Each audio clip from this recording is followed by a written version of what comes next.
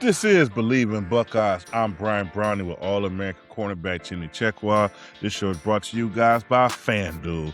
And Chim, we officially made it.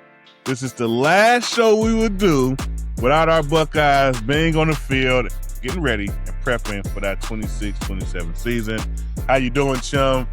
Enjoy the weekend. Heard you working some kids out, getting some mobility stuff going on, man. What's going on? How you doing, man? Yeah. You know, I like to stay active, training young corners, but also working with the youth. So I got to get out there with my guy, Amari Miller, who's going into his first camp at Ohio State as a cornerback. He had a camp this past weekend.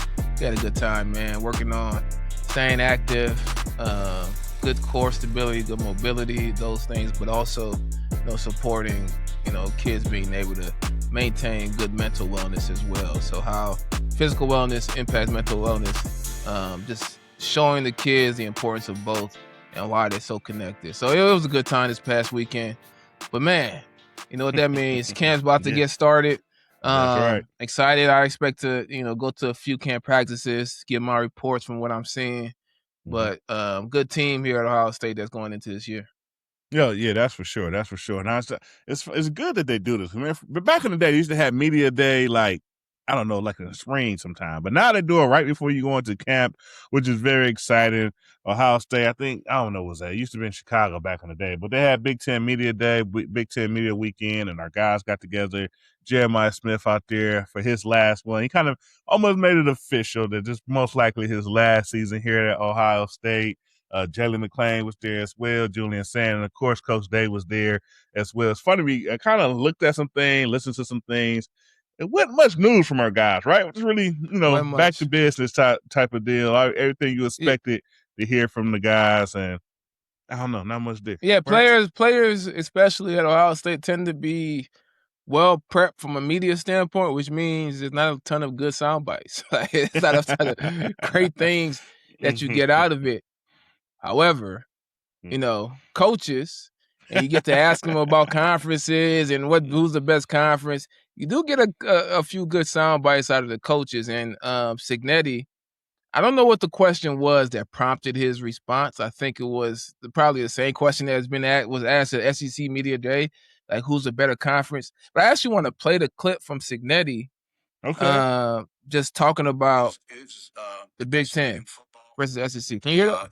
And a lot of really good football teams. It's hard to win on the road. Very physical football teams, very well coached. It definitely prepares you for the playoffs.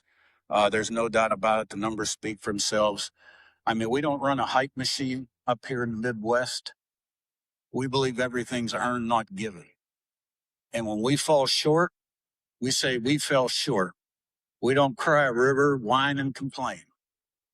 All right? And that's why we're the best. And that's why we're the best. What you think about that, bro? No, man. I mean, he really, and it's funny. It's the time. I mean, Cignetti's always great with the sound bites and the one-offs and the lines he dropped. Obviously, he's a Big Ten foe at this time, but you just can't feel. You just don't hate this guy, right? But I think he just was spot on, especially coming out of SEC Media Week when all the talk was like, oh, we playing 9 games in the conference now, and because of that, the committee's not going to be, going to treat us fair if we lose too many games because, it's the SEC. We beat each other up, and we have nothing left for the playoffs. And it's like and it literally, the media says it, ESPN says it, the coaches say it. I'm not going to say the players get into it, but for sure, the media and coaches are like and it's across the board. And like we had the clips of Missouri's coach talking about the Big Ten. They don't schedule out of the P4. I think that was kind of a shot at Indiana not scheduling out of conference games and people, things of that nature. But when it comes down to it, the record speaks for itself. And Cignetti hit it on the head. It's like, hey, when Alabama and Georgia was rolling, and you basically could flip a coin between who was going to win a national championship between those two, most likely Alabama, which is they're just a superior team. It doesn't matter. There's nothing you could do to compete with these guys. And now all of a sudden, they lose 3 in a row. It's not with them no more.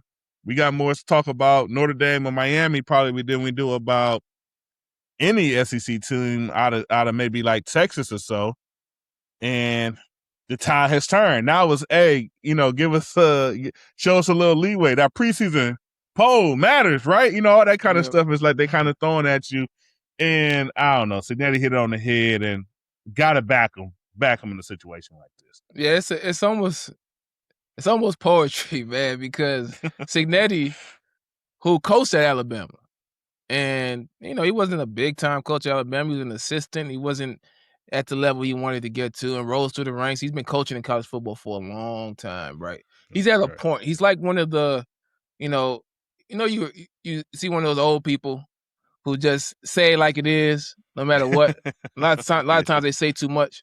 In terms of college football years coaching, Cignetti's one of those old guys, right? The thing that's most interesting for him is that although he's won a lot of football, he hasn't won at the level he's winning at now because he hasn't coached at that high of level. So he came into Indiana just saying it like it is. Like, look, I've been winning. If you don't know about me, Google me. All right? And then he did what he said he was going to do, and he won.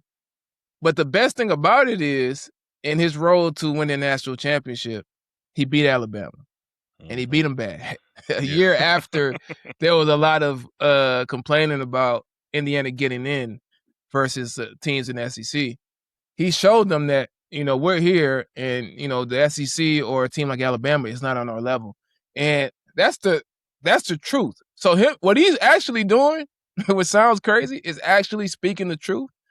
And you need, one, to be the best conference. You need somebody coming out and just saying, like, hey, this is what it is. Yeah. You need the big dog in Ohio State, and you need the villain on the other side that everybody outside of their fan base tends to not like a Cignetti that's saying, look, we're the best at it, and we're going to keep doing it. And then but the most important thing is doing it on the field, and they've done it on the field. And the SEC has slipped away in recent years. So I like it, man. I'm a big fan of Cignetti. I've been a big fan since he said Google me, and then backed it up in that first year. So nobody can get me to feel otherwise. I don't care what he does for the rest of his career at this point. I mean, no, but so far, but like, who name the coach? What other coach won in Indiana? No one has ever, been able to do it. And obviously, he comes in the first couple of years, has a ton of success. But I think it was also always just interesting that, like we say, this went over how the SEC Media Day went. Cignetti drops the quote, and then everyone talks about it. And like even the SEC media guys, like Paul Finnenbaum, right? Who's all he's all SEC. That's what he does. Usually, if you challenge the SEC, he comes with a encyclopedia for whatever he needs to do to try to get his point across on why SEC is the best for the team. This, but he just had to simply agree, if you just look at the games, you look at the teams, you look at the head-to-head matchups, it's all skewing in one direction. So step it up, step it up. Let's not go start crying about strength schedules not being considered and all those things, because at the end of the day, you still had the most teams in the playoffs. So it's like, what are you really complaining about? Your top teams, you still had the most teams in the playoffs. Maybe someone's on the bubble that did not get in, but your best got there and they couldn't do it. So why are we talking about the 6th, 7th, 8th in the conference about what they was going to do? It doesn't really matter. So, and somebody has to say it. And this is the thing, like, narratives matter. Storylines matter, right? It matters for awards. Who wins the Heisman? It matters for who wins the Thorpe Award.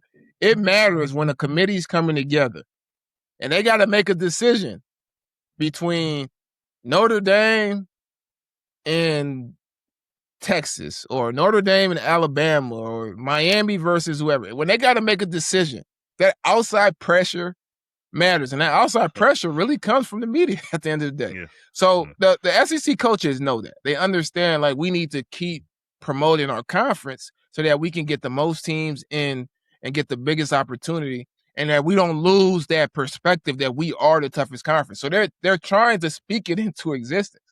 So the best pushback to that is just saying, look, we don't cry about losing. We don't cry when we fall short. We just go out there and do it on the field. And I'm glad he said it, because somebody has to say it. Because not saying it actually doesn't actually help you when it comes time to making those committee members actually making a decision for who gets into the playoffs and who does. Yeah, no, that's for sure. That's for sure. So, I mean, so obviously it was good. This leads us right into us getting ready for camp and getting the guys going there. But we got to kind of speak a little bit about some of these NIL transactions that's been taking place lately. And Ohio State, they got a patch, man. They're gonna have a jersey, a brand patch on their jersey this season. That's not just a Nike or like you look at my jersey or from a bowl game. It's gonna be the bank. Chase Bank is gonna be on their jerseys. They got the bank on their jersey. Bank on their jersey, which is, I was interested because their logo, Chase got like a little blue in there and that logo, but they kind of figured out a way to kind of get that out of there.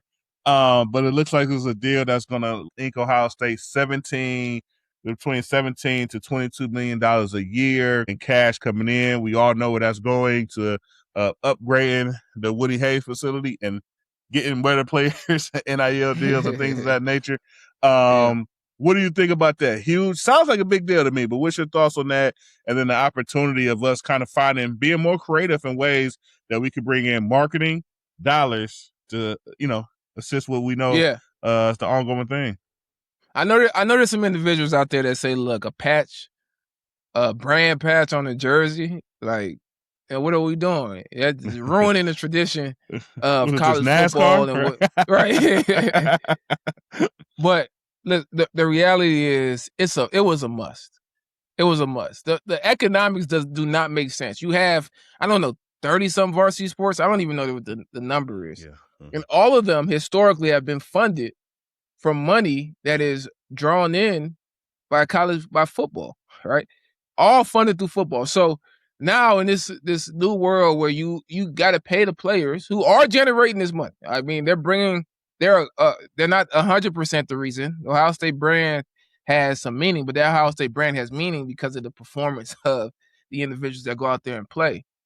So they're going to get paid, and because they're getting paid, the finances and the money changes for all these other sports. So if they're not going to get rid of those other sports, they got to start bringing in money in other ways and putting a brand patch on the jersey. Not too different than a Nike check, if we're being honest.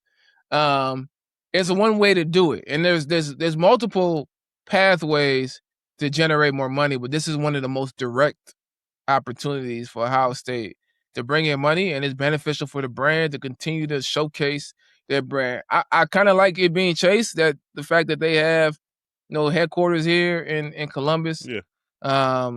The fact that they do have a blue logo is interesting because obviously we're not going to go blue and they don't want to go red because they don't want to look like Bank of America or somebody, one of their competitors, right? So,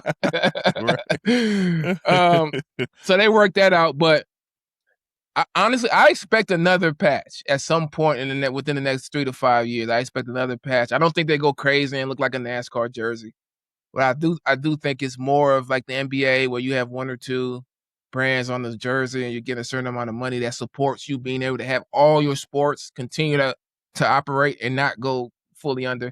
Upgrade your facilities, right? Yep. And give the football team just additional income as this, whatever you want to call it, this salary cap or the amount of money going to football players continues to grow.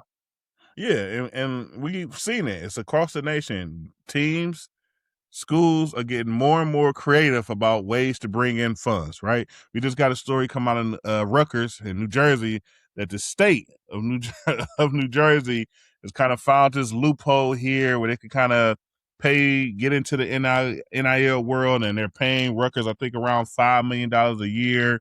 And who knows exactly how this works? It sounds like taxpayer dollars going to NIL. I'm not going to say that's the case, but they're figuring out ways to be more creative about bringing in dollars, and no one is turning it down, right? Wherever that way is, okay, we can do it. We can figure it out. It's coming in. We're going to use it to, benefit, keep winning, try to stay competitive. We've done stories about Tennessee and them creating event centers and things of that nature, and where they feel like they could generate additional funds that go directly to NIL. We're hearing about these things in commercial real estate. So it's going to keep coming. A patch sounds light compared to that. Right. Think about that. So lawmakers in the state figure out a way to get tax money, tax dollars, to go towards records and create it specifically for NIL. The school can't pay them, right? But they kind of find a loophole to get, state funds that go to the school that can be redirected towards NIL, which is technically what the school paying them, right? What it signals to me, you talk about the Chase patch. You look at Notre Dame, who also got between $18 and $20 million a year from SoFi. You'll see other schools, the Penn States, the USCs, other big brand schools, likely at some point get some money. What it signals is that, I'm an economics guy, man. I went to Ohio State. I took an economics class, and it changed the way I look at the entire world. It just comes down to supply and demand. There's a demand out there to watch college football, cover college football, engage in college football events and activities and, tailgating and all these things, buy college football apparel and gear, and also, put money into college football, right? And for so long, we've shut that off. The demand was always there, and we've shut it off. And still, we're still really struggling to figure out how to make it a simple way to transact on. And teams are getting creative, but it just shows the demand for it. So we got to stop looking at this as, players shouldn't be getting paid or whatever. Players are out there putting a lot of effort and work into a product that has a ton of demand. What we need to do is figure out the pathways to allow the money to come in to continue to grow the sport and grow the opportunities that exist, because it creates some economic opportunity around the sport in communities in these areas. So yeah, I'm all for it. I don't know about the changing the laws to pay the players in that way, but hey, when there's a will, there's a way. There's a way. That's for sure. So man, we got to get on this, man. We get gearing up for the season, and we're talking about sound bites from the Big Ten, and we're talking about NIL deals and things of that nature. But we know we're Ohio State, man. We're a powerful bunch, and we're certain things we expect out of all seasons. One, to be good, right? We expect us to compete, have a good enough team to be Big Ten champions, go on to be national champions. And another big piece of that is what? Beating the team up north, right? Every year, we all going to talk about it. It's going to be a pinpoint. We're going to mark it down on our calendars when we play Michigan. How we go about playing Michigan? How do we beat Michigan? What's the game plan? How do we do it? How do we make sure we accomplish that goal?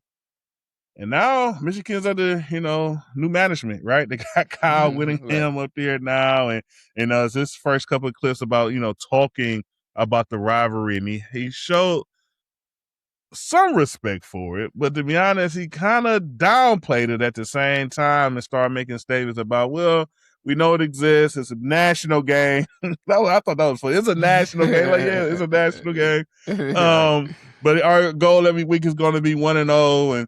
And once we kind of get there, it'd be nice to see if we're both playing to win the conference and something of the nature. And there shouldn't be hate in this game. Like I don't know where he was getting at here, but it just didn't sound very strong, Jim. What's up with him? I'm gonna start off in his defense. He said he's learned a lot about the rivalry. He respects the rivalry. He understands how tough of a game. He's great friends with Urban Meyer, who's told him a lot about the rivalry as well. But he did mention there was two things he said. He said, one, hate is very strong. Hate is very strong. It's not something that he leads with. It's just not his thing, right? So he's an old school coach where every game is important. We want to go 1-0.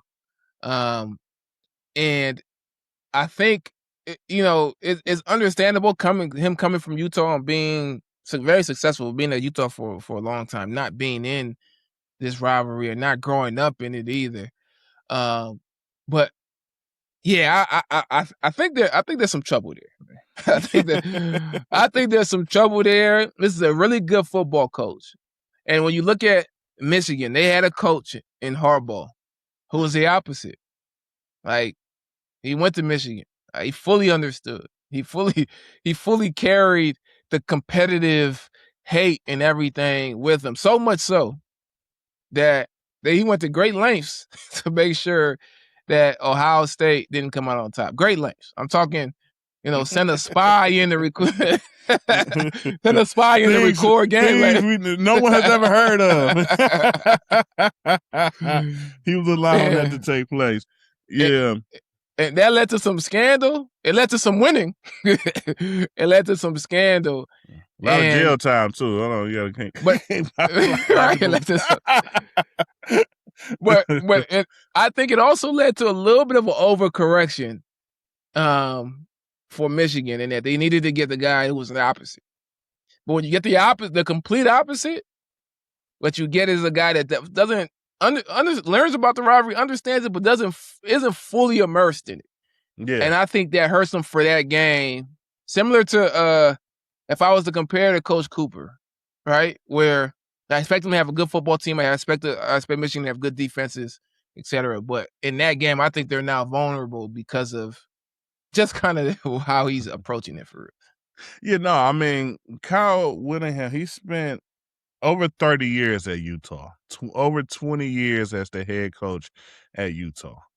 This guy's a youth. I remember when Whittingham kind of got on, the major platform, right? Utah kind of got competitive. They started having some good teams. I used to watch him. He was just like a fiery guy. Like, he kind of reminded me a lot of Arizona State's coach in Dillingham. Just fiery, right? Almost feel like he was a part of the defense, and that's how looking. It's us against the world, and this their mentality. Mm-hmm. And we're Utah. We need to give us our respect on a national level, and that's not the Michigan head coach I'm seeing right now. I'm seeing a guy that's like you say, older, old school. I believe he was going to retire, and Michigan kind of pulled him out of retirement to come coach and hold on to their program. So it'll be interesting. Him not being, a quote unquote Michigan guy. We've seen, I think obviously Coach Day has the most success for him not being a Ohio guy in the game, but he's had his struggles with the game. Right. We know, right? So this might be, like you say, a tad bit of an overcorrection. Obviously in November, we're going to figure it out. But once we kind of get into that game, I picked us to win. But once we win like 4, 5, 6 in a row on him, he's going to start kind of have to change his tone a little bit about this game, because it's going to be ugly for him if you go in there just thinking it's any other week and we prepare. This is how we prepare, and we're going to go in like this any other week. It's just not going to go that way. And he'll find out quick once once we strike up the scoreboard and his alumni association is looking at him a little sideways for not having his guys ready to compete in that. So I was talking to my wife about this.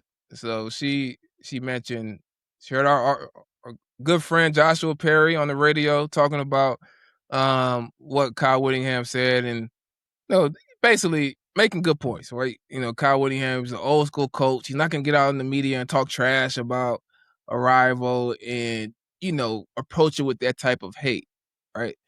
And I thought about that for a little bit, and I was like, we played for kind of an older school coach who was always going to be respectful in the media as well. But I want to actually play Tressel's in the classroom, in the community, and most especially in 310 days in Ann Arbor, Michigan, on the football team. Yeah, that's hate. That's our old school coach who's respectful. That's our old school respectful coach who won't say the bad thing about anybody. Who loves, Tressel, he loves everybody, right? But when he came in and he first addressed the fans, he said, "Look, we're gonna have some good students, all right? I'm gonna make sure they're going to class. Make sure they're going to get good grades, all right? Now that's taken care of." Now, in 310 days, we got this team that we don't like, and we're going to beat them.